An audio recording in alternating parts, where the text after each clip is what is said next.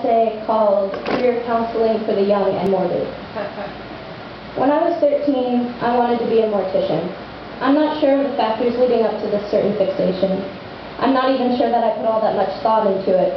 It just seemed like the right thing to do. But there had to be a starting point.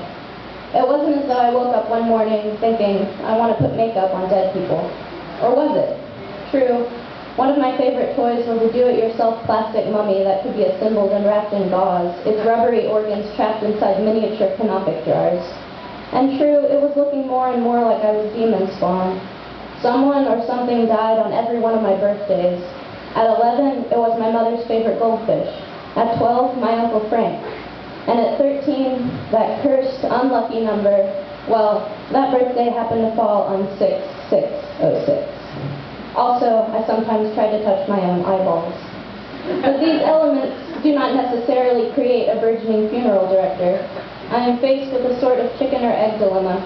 Was I morbid because it was my fate? Or did I think it was my fate because I was morbid? I really wanted to go to the Body Worlds exhibit. It was put together by a German scientist named Gunther von Hagens, who used a method called plastination to preserve cut open dead bodies so you could see the insides.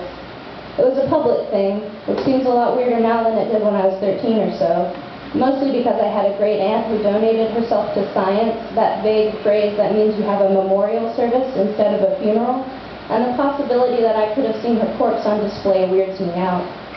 But at the time, Body World seemed wicked cool. My friend Becca had gone to see it in Birmingham, Alabama, and I was intensely jealous and curious because the only part she would tell me about was having to run and be sick in the McWayne Center's bathroom. But nobody would take me, least of all my mom, who wanted nothing to do with the whole business. I thought it was lame, but now the mere fact that I asked her to go with me to what was, basically, a corpse museum makes me cringe. My grandmother Emily, my mom's mom, had died several years ago, and ever since her funeral there had been death after family death. It was like all the old relatives had made a pact to depart together. My mom was distraught, spending too much time at the cemetery. When Emily was alive, she had acted as the glue of the family, reconciling arguments and making sure everyone loved each other.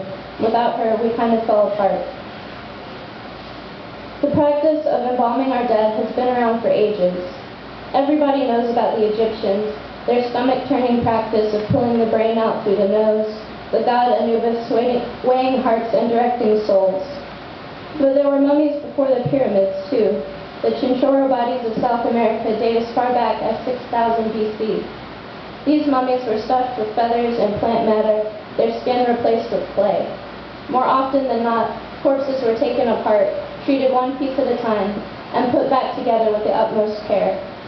Unlike the Egyptians, who mummified only royalty and those of high ranking, all Chinchorros received these rites after death, but the intent was the same.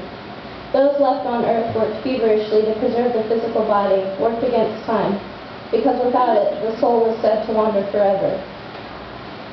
This explanation was accepted and persists today, despite the fact that it's more of an extreme case of humans making themselves feel better than an absolute truth. Like, this mole probably isn't skin cancer, or I didn't want the last piece of cake anyway. But at 13, I wasn't aware of any latent existential questioning on my part. I was simply fascinated. Thank you.